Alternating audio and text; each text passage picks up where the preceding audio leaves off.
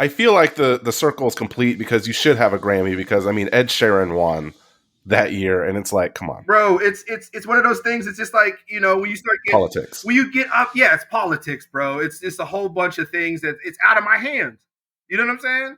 Like I know where my intentions were helping out Wiz and doing the things because I believe in Wiz. You feel me? We believe in that man. We all were sitting there working and doing the things, and he was believing in his lyrics and his writing. And like how movie songs are, it's not like just like it was just a Wiz song. There's a whole bunch of other people on there for him to gladiator it for just to be his song. You know what I'm saying? Like it was so good. It's just like it was so natural, and then it's like we seen it was politics, man. So it's like I don't get discouraged. That's where I get to teach my son. It's like, man, that doesn't make me less of a person.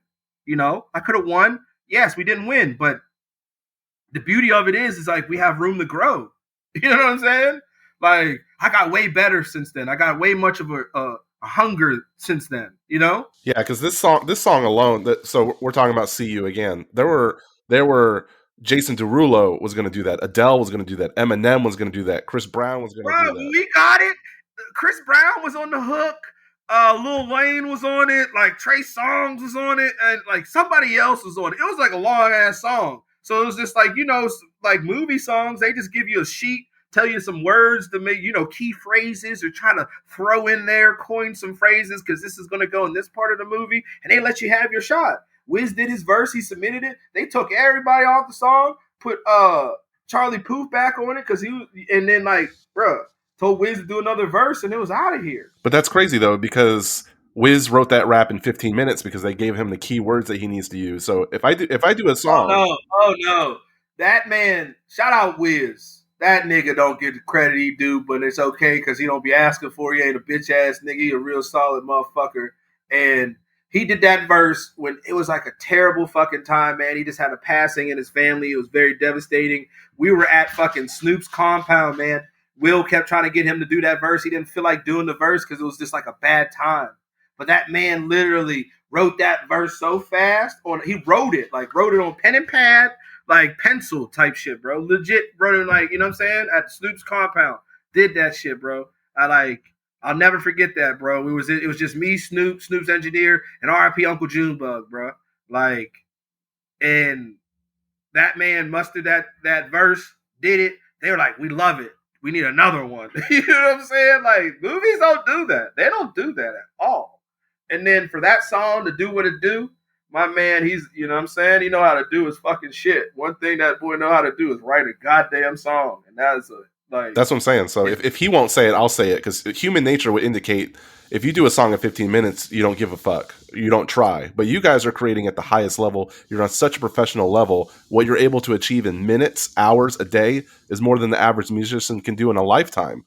And coupled that, Charlie Puth was drawing from his own inspiration because his best friend died in a motorcycle accident. So when he's writing that chorus, that's where he's pulling the inspiration from. When Wiz is writing that, he's pulling from that. So it was actually genuine. I heard that Chris Brown version, and it wasn't bad.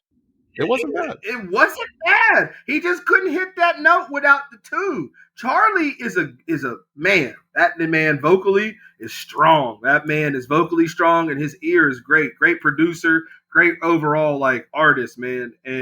But it's just they like you touched on it. We're in the NFL of music. So these guys showed like their LeBron James skill. You know what I'm saying? And it's a blessing to be able to be there in the room and the presence around that type of like work and those type of people that really know how to lock in like that. Who makes those judgment calls? Why is Adele not on there and Eminem's not on there? Like, I know you gotta ask them. You gotta ask the label, like the movie people. Like, you know what I'm saying? Like, you legit are just shooting in the dark. Like, the only thing that they do is to like, oh yeah, they send you the bounce of whatever, like who's ever on it, like the reference, and they give you like an open verse, and then they send you an email like, hey, cool, can you maybe throw these phrases in there just to keep it on this? Because it's like they usually have like a certain theme for the song, and they only want you to keep to the thought, like, the song theme. Don't make it too personal.